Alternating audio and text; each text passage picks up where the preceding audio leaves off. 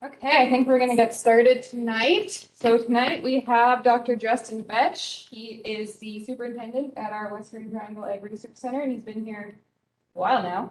So glad to have him again, talking about some satellite imagery you can use. And for those of you joining us online, if you have your pesticide license, make sure to pop that in the chat so you can get credits for tonight. But go ahead, Justin. All right. Well, thanks everybody for coming tonight. It's going to be kind of a technical talk, like I was telling Adrian, try not to fall asleep, but I think it's something that's really important for everybody to see, especially if you're running a lot of acres. This is something that could help you save some money. So I'm going to talk tonight about access and applications of satellite imagery in agriculture, but even more specifically, I probably should have renamed it, what's on the pamphlet, and it's more like a how-to Ndvi. So with that, we'll jump into it. I'll get my clicker stuff working again. I don't know what's going on. Something happened, Adrian. See, I'm one of those things specialists. Cool. Thank you. All right, so tonight we'll talk a little bit about what multispectral imaging is, the Sentinel-2 satellite, how you might access that Sentinel-2 data for free, and then how you could make an Ndvi map of your farm. Pretty much every 3 days is when the satellite rolls through, so you can get a time course of your farm. And there's data back from 2015, so it's going to be pretty exciting for a bunch of people to be able to map their farms, over the years and see how their fields have changed. So to do all the stuff that I'm going to go through today, you're going to need internet software to unzip files somehow. I use a free program called 7-Zip. And just so everybody knows, I'm a huge proponent of free software and stuff. So a lot of the presentations I'll give in the future, I'm trying to find ways to do this stuff on the cheap. So, you're not paying outrageous subscription fees or different things like that to these different companies, because this stuff is pretty easy to do. And then you'll also need a program called QGIS. And that's a free geological information system. It's just like ArcGIS, if you're familiar with that, but it's a totally free program with a huge community developing it instead of a company. So it might be lacking a few features, but it's totally usable for what we're doing today. So multispectral imaging is when you're taking pictures of something, you get reflectance from light, it goes into the camera. And a normal RGB camera, like what your phone might have, red, green, blue camera, captures light in huge bands across the visible spectrum of light. And what multispectral imaging does is it takes these cameras and gives them very specific narrow bands that they capture versus these large bands that like a normal camera would. And why this is important is because if you look on this chart here, you can see that a healthy plant has an average reflectance like so, right? But then if you look at a stressed plant, it has a slightly different reflectance. And the most important thing is that here you get different reflectances. So that means that with a camera that's taking pictures in this area versus this area, we could see a healthy versus a stressed plant just based on how light is reflecting off of it. And so really that's all multispectral imaging is. And so generally this is what a multispectral camera looks like right now. Like this is one we have for our drone. And it's kind of like what would be on a satellite also, just, much larger scale and a lot more powerful. And so we're at the station, we're doing a lot of drone type research and stuff, and we're working with Ndvi and all sorts of things. But when you're running 10,000 acres, it might not be feasible, right, to fly a small drone over that all the time to get ideas about where you might be drought stressed or have pest problems or things like that. So a lot of people turn to satellite data. And classically, satellite data has been useful for monitoring huge areas of land because the resolution started at around 60 square meters. It was 1 pixel on a map. And so you can't make a ton of management decisions based on that, right? But you could see how Australia changes over time and parts of the country that are drought stressed and things like that. But as time has went on, many governments have launched new satellites, right? And one of them is called the Sentinel-2. And this was launched from the EU. It has 12, okay, so Sentinel-2 is a wide swath, high resolution, multi-spectral imaging mission. There's 2 satellites and they're kind of on opposite ends of the Earth and they spin around, constantly. These were sent up to support the Copernicus land monitoring studies from the EU. And this includes vegetation monitoring, soil and water cover, as well as observation of inland waterways and coastal areas. The European Union, sorry, yeah. No, you're fine.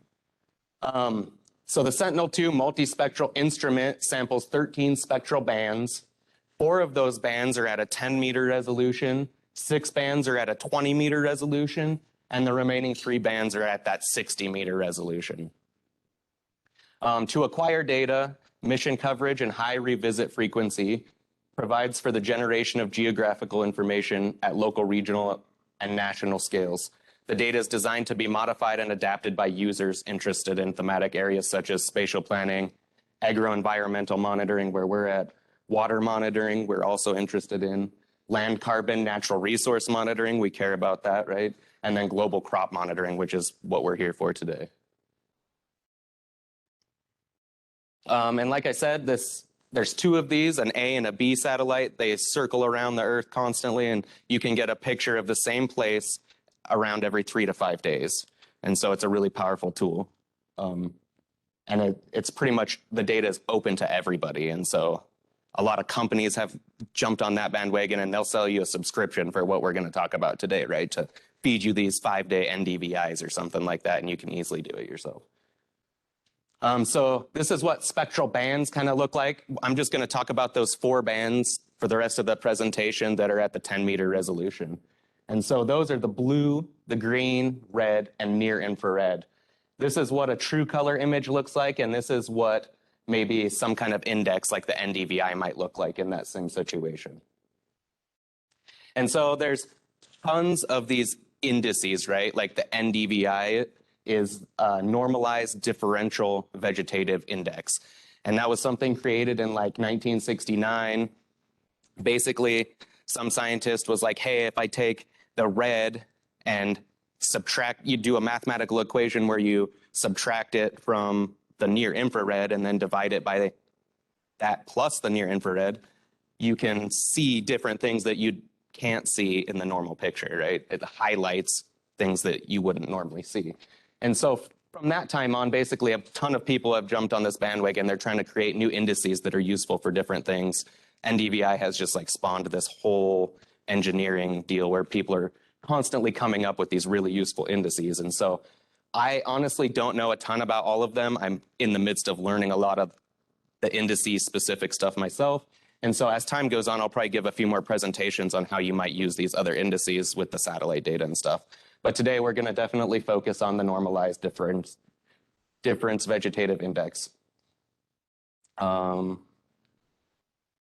so NDVI measures the state of plant health based on how the plant reflects light at certain frequencies. It generally has a value from -1 to 1. Things like soil, water, clouds, those all have values that are really low, usually in the negative range. And then plants and different vegetation and things like that have higher values. Like shrubs and prairie land generally has like a 0.2 to 0.3, or excuse me, a 0.2 to 0.3 NDVI. Really healthy green wheat field in July, before it's senesced all, will have like a 0.8 NDVI or more. So you can really tell the difference between what's going on in that piece of land from a satellite image. So here, I guess maybe if we can, it's just a tad. So a healthy plant reflects tons of green light. That's why they're green. They also reflect a ton of near infrared light, and that's invisible to our eyes generally. So the reason they do this is because if they were to absorb all that light, they'd get way too hot and it'd cause a bunch of cellular damage. And also those wavelengths aren't strong enough to give chlorophyll the energy it needs to produce, sugars and things like that. And so the best method for the plant is to emit a bunch of that near infrared.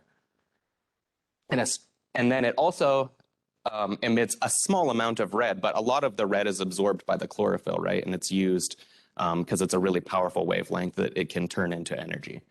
And so a stress plant then actually has a slightly different average reflectance. It'll reduce its NIR reflectance, its near infrared, and drastically increase its red reflectance because, you know, in unhealthy plants, generally something's dying, the chlorophyll's dying, things are necrosing, things are senescing. And so this reflectance can really tell us, you know, is this healthy vegetation or is it stressed somehow?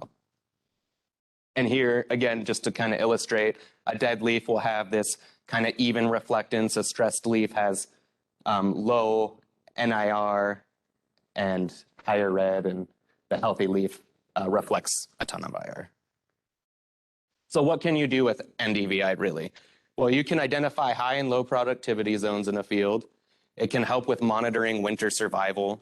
You know, once you have a decent stand that you can see the green from these satellite pictures, you can see how well your fields have survived. It can help inform variable rate fertilization, and that can apply to nitrogen, phosphate, and potassium.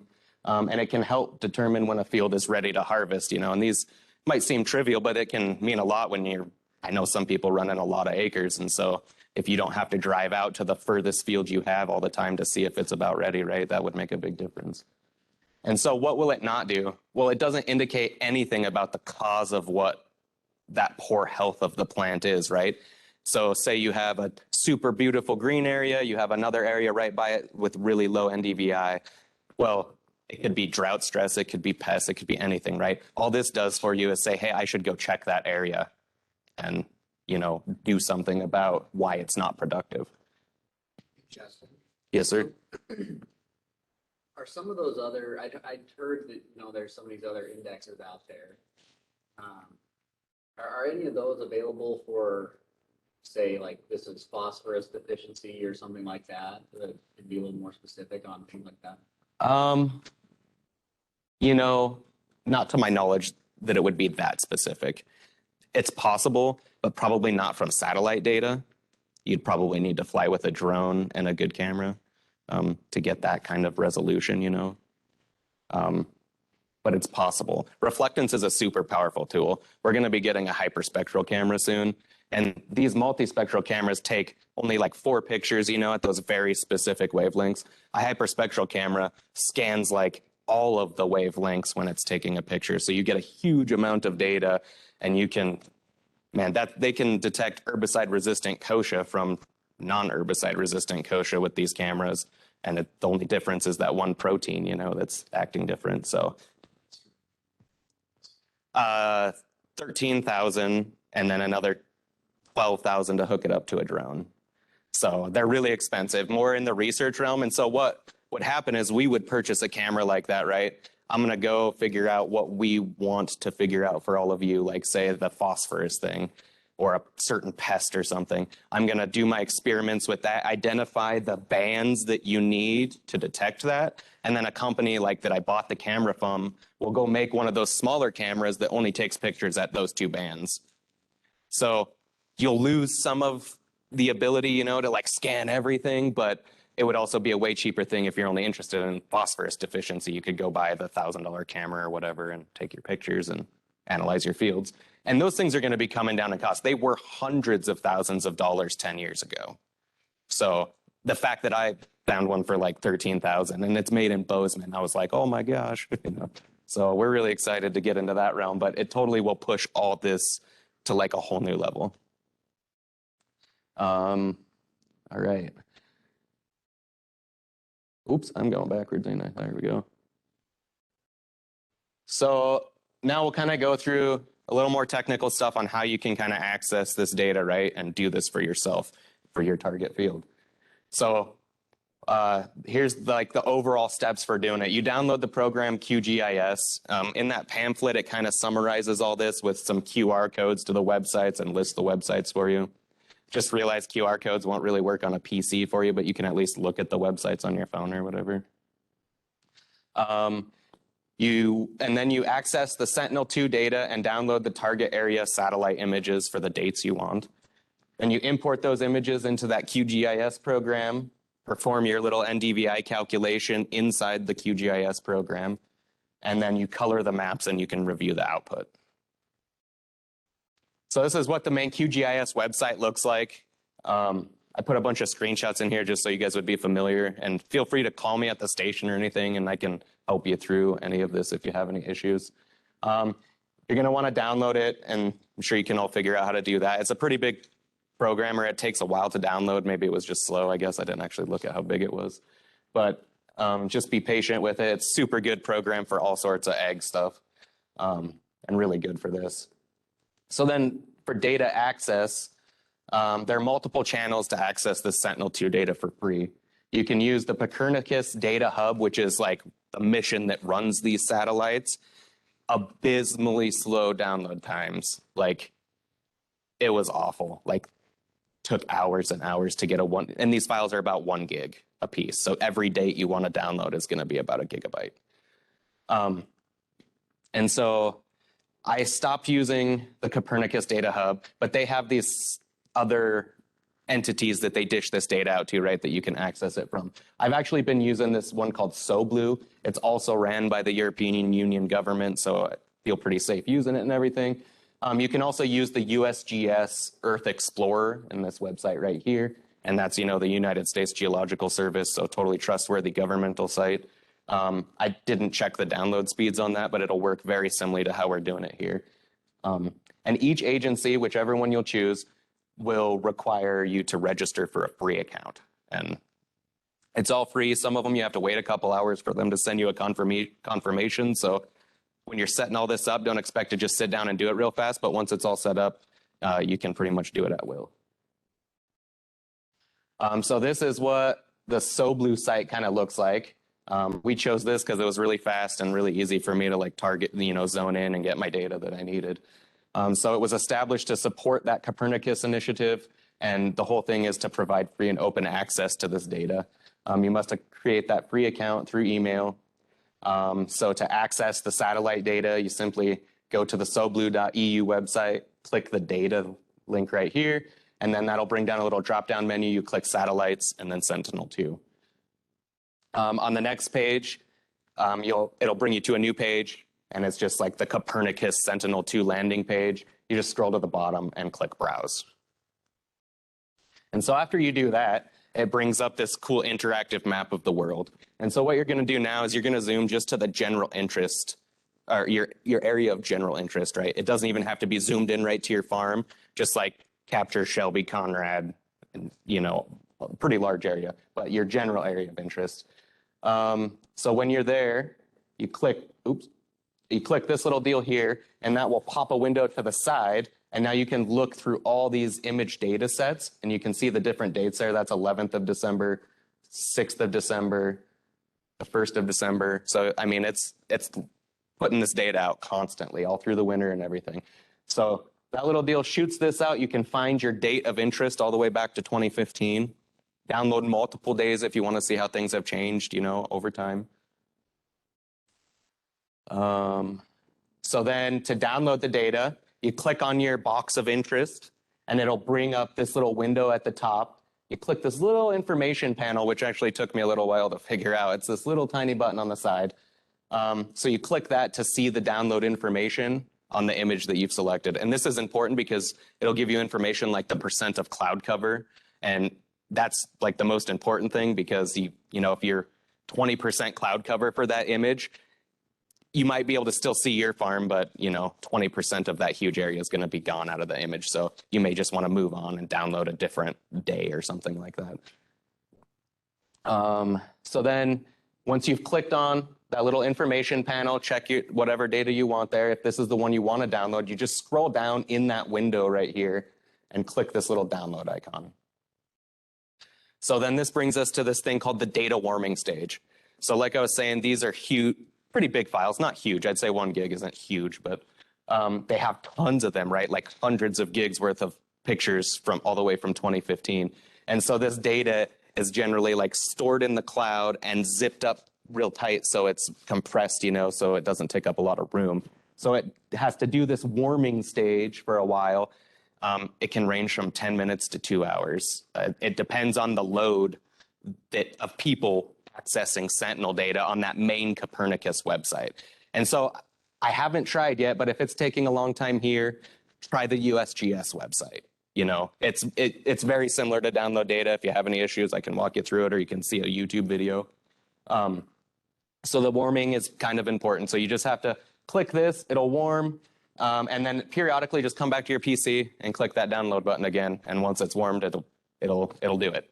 And I don't know what the lag time is. Say it's warmed up and ready to go, how long you have to click the button necessarily before it needs to warm up again. I would imagine quite a while, and that's something I'll try and work the kinks out of if anybody's having issues with it.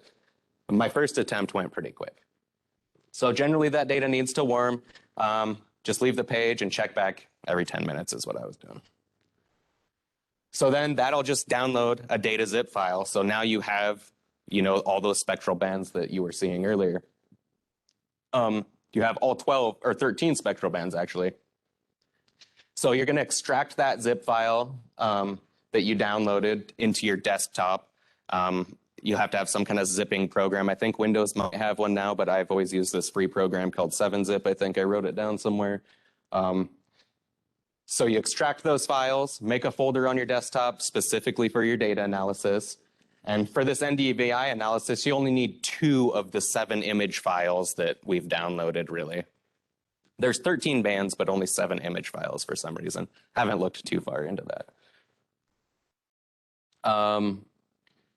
Also, when you make a folder for your data analysis, make a folder inside that for each date that you're interested in so all your data doesn't get mixed up. A lot of times the files have like the date kind of coded in the name, but it would just get frustrating. So if you make separate files for each of them to work in, it'll make your life a lot easier as you go through. So you then want to isolate that necessary data since we only need the 2 pictures really out of that file we just downloaded, right? And so you'll navigate to that unzipped file. Not really necessary, I guess, for you guys to know all the little names right now. You have the handouts, and we can make a more official one if it would be better for everybody too. But you're going to go into a granule folder. There'll be another little folder after that that was the same name as the very first one, so just click into that also. And then you go into the image folder, R10M, which means the resolution of 10 meters. That's where our bands are going to be. And there's these 7 files in there, and they'll look just like this. They all have a little 10M at the end. They all start with a T. In here in the middle, you can see the date, 2021-06-22. So this was June 22nd of this year. We're only interested in the 2 bands, the red and the near infrared. And for the Sentinel-2, that's bands 4 is red and 8 is near infrared. So you just need to basically cut those out. And yeah, okay, so I already told you to make another folder. So you basically just select those 2, open up your QGIS on the side, start a new project, which is really simple. This is what the program interface kind of looks like here. And just a big deal in the middle, you can start a new project. And then you'll just drag and drop those 2 files into this little window here. It says layers. I'm gonna have to keep moving this around, aren't I? And that loads up, you know, the 2 maps right in. It's that simple, just loads them right in. And so you can't really see here, but here's Lake Elwell, here's Lake Francis. So, I mean, we have visual idea of where we're at. I'm sure there's a way to overlay like a Google Maps or something on this so you could see the roads and zoom right to your farm real quick. But for now, you'll just have to use landmarks kind of and know where you're going. We'll perfect that kind of later. So you locate your area of interest. I use these landmarks. I know my farm, you know, the Western Triangle is like somewhere right in there off the freeway. So then I zoom in using my mouse, and you can see right off the freeway there's our little research farm.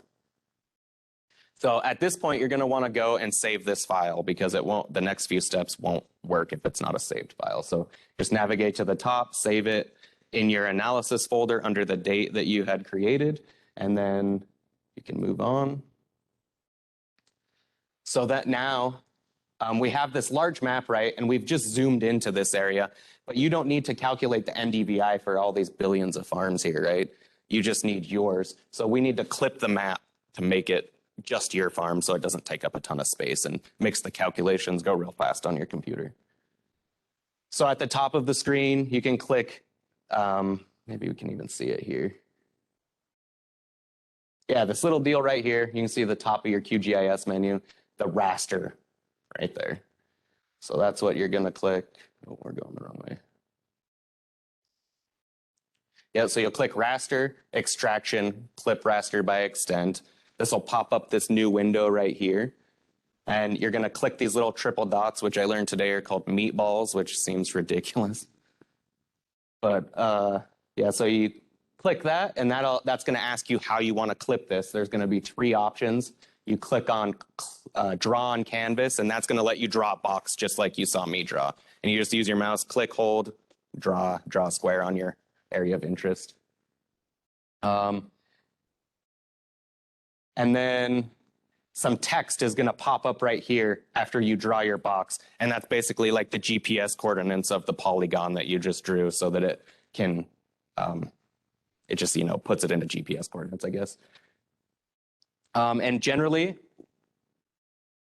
people want to copy that text right there so that you can add it into the other map, because we have 2 maps, if you remember. We have the band 4 and the band 8. And so technically this is only cutting the one that was selected at the time. So copy that text so your next map can be clipped the exact same. And if you forget to, there's actually an option in here, I just can't remember off the top of my head, where you can recover what you just entered the previous map. So it's not vital, but it just makes your life really easy. So now you're gonna have text in this box, and then you're gonna go down here and click these other meatballs under clipped extent. And this allows you to save the file with a specific name rather than making a temporary file that will then be deleted when you close the program.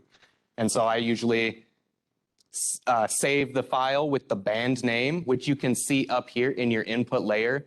Like I told you, it selected one of those maps, right? We had one selected somehow. Well, it was band 8. You can see that right there in that. So if you don't know what band you're on, just refer back to that.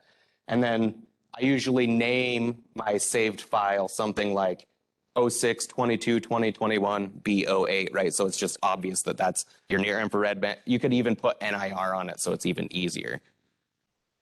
You click run here, and when that'll zip through, and then you click finish. And now you have this clipped layer here. These are the 2 we started with, and since we had 08 selected, it just put the new layer right there above it. And so now you're gonna repeat this whole process with 04 basically.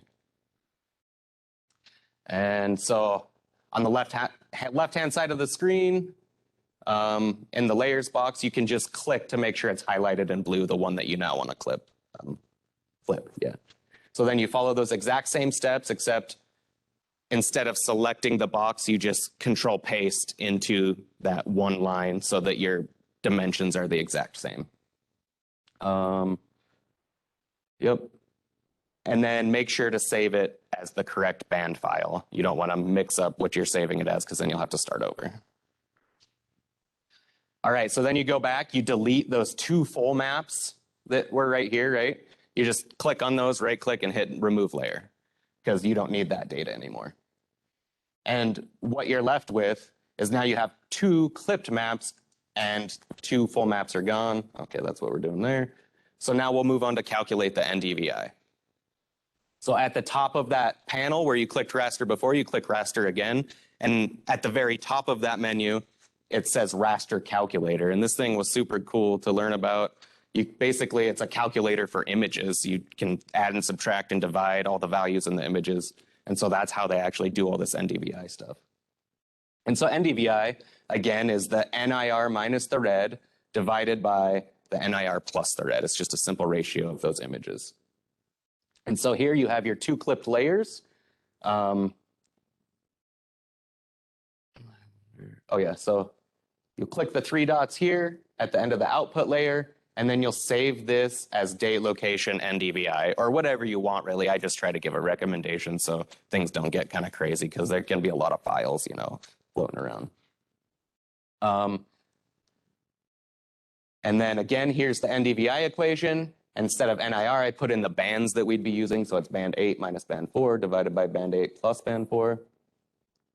And you just put that equation right into the calculator here. You just double click which band you want, and that will enter it in there. So you just do parentheses, enter the band, minus the band, parentheses, divided by band plus the band, parentheses, right? Pretty simple. And then you click OK. I wish I would have showed that. So what that does is that'll pop up another gray map with the name that you gave it right here. So it'll be a third layer in that file. And you have to recolor it so that you can see those values, right? Because we aren't good at differentiating grayscale. And so to recolor the map, you just right click on the new layer and you go to properties. I think I have it written here. Yep, you uncheck all the layers except the NDVI layer, right click, properties, and then you go to this symbology. It'll open this window here. You click on symbology, and this whole thing right here pops up. Yours will look a little different in the beginning, which I should have screenshotted that part. It'll say single band gray right here, and you want to change that to single band pseudo color, and then that pops up this little color menu here, but it won't be these exact colors. So then you're going to want to click this little guy here, and you can select all these different color palettes, right? Because these indices are used for tons of different things, and it helps to have specific colors represent. Generally with NDVI, most people use this red to green scale. They didn't have just red to green in there, so it had a little blue in it. So I just picked that one. It's called the Spectral Palette. So you can kind of play around with that, do whatever you're familiar or whatever you feel good about. You just click apply, hit OK, and boom, you have an NDVI map. And so this is our farm right here. And so we actually had pretty late growth. I'm not sure why this is all red necessarily. And that's why I actually went back and did a bigger map so I cut the neighbor's field so you kind of get a better idea of what you'd end up with. So this was a camelina field last year, and it was, just getting going around this time, like getting its stand really is like going, I guess, I don't know. And you can see all the green here means there's a bunch of healthy plants. This was a fallow field, so all the red is going to be bare dirt, a lot of stubble in there. I think then they ended up seeding a cover crop of peas or something in it eventually, and that didn't go to harvest. But this is all irrigated over here, so you see it's that beautiful blue color, just amazingly healthy plants, right? It's under a pivot. So, with just that little bit of time, most of your time is going to be spent downloading. And after you've done this once or twice, it's like you can pump out tons of these things, do a time course of maps where you have each layer in that QGIS program. You could load up all your NDVI files and just look at them one after another real quick and just see how that thing changes over time from year to year or, from week to week. And you can also do cool things like 6-month averages or 2-year averages to see, are my fields changing years at a time and getting less productive or things like that. You can ask a lot of questions with this and just play around with the data, really. So you now have the NDVI map at 10-meter resolution, and you can ask us for help analyzing it. I don't really know enough right this second to tell you how you might use that exactly for, fertilizer recommendation or variable rate fertilizer or something like that, but that's something I'll be working on here real soon.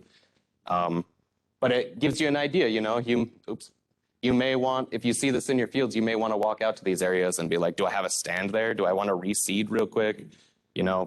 Is it just dry? Do I have a pest infestation? So it could be a powerful tool for I would think the more acres you run, the more useful this would be, really. And so, like I said, I'll work on more presentations with other indices. You can do a lot with like water use and just all sorts of cool things. So we're just scratching the surface for sure. Is that in a format where you could download it and put it into like a John Deere monitor or whatever?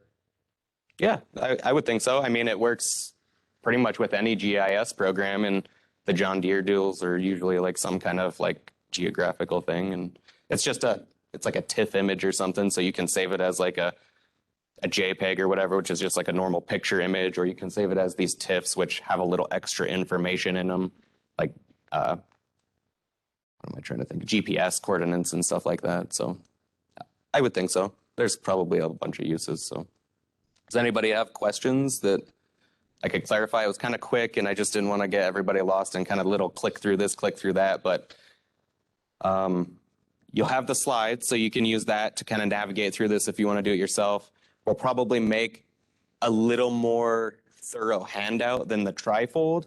Maybe I'll take, if people would appreciate it, I'll go through and I'll take screenshots of every little step, you know, and make a handout. I can email people if anybody wants that. I'll put the effort into it.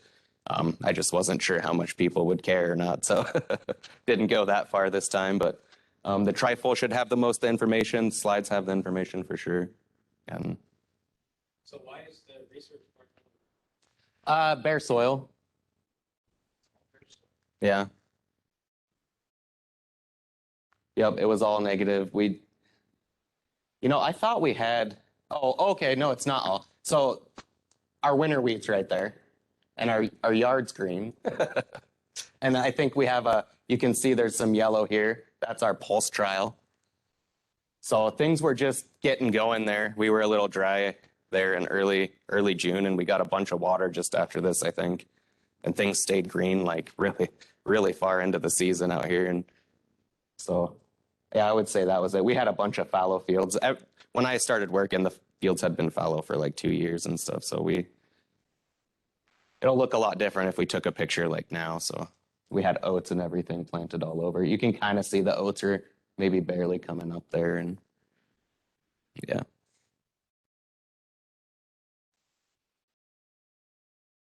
Beautiful chunk of alfalfa there. We have a little 50 by 50 patch of alfalfa I don't even know how it's so blue right now, but those roots must be pretty deep.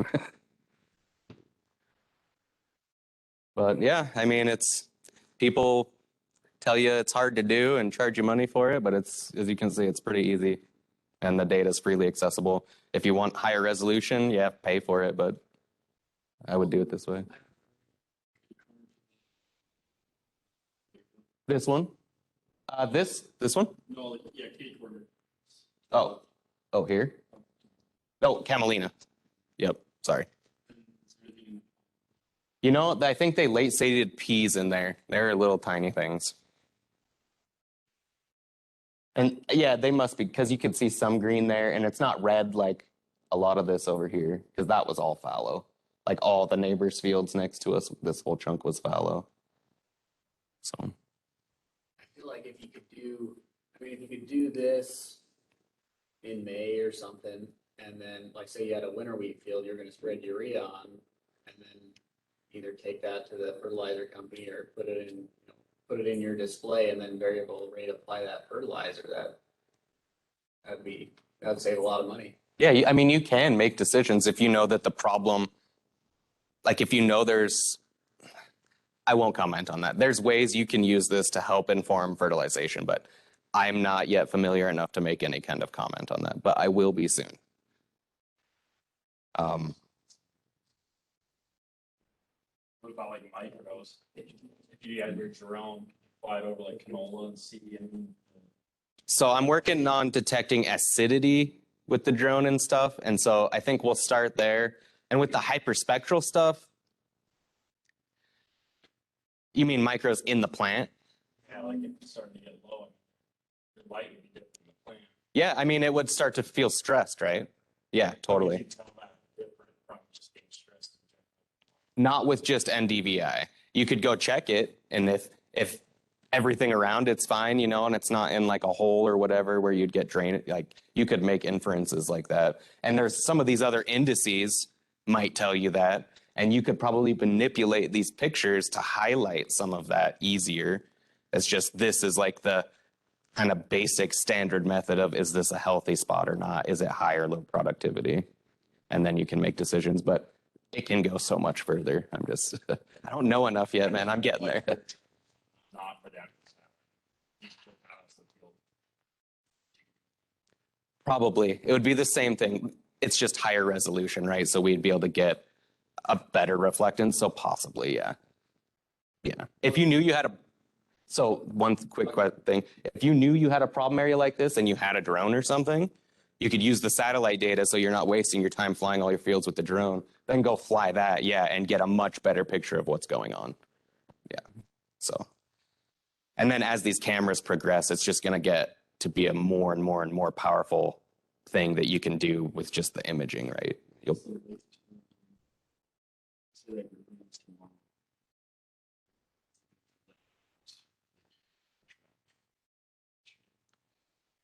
oh, from how long does it take to get the data in?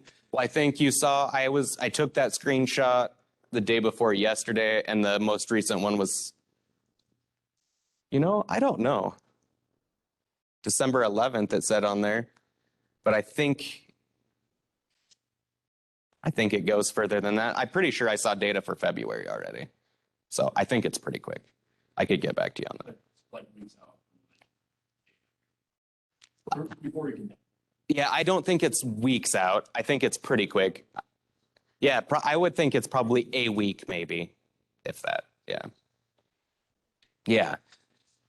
Yeah, it's just a matter of them. And they have a pretty standardized pipeline after all these years of like uploading it. And like when I was first trying to learn this a couple weeks ago, I think I was seeing February 2nd date on there, and that was before the 9th. So, I mean, that was less than a week.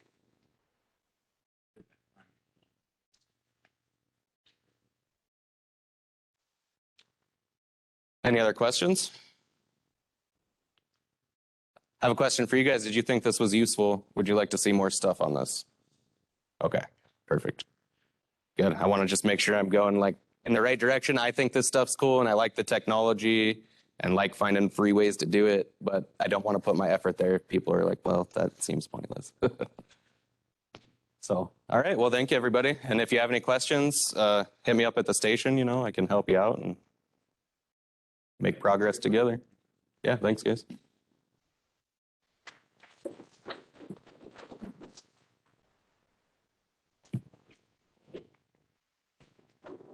A little short, sorry. Okay, thank you. If you didn't sign in for the specified sheet, make sure you get another video.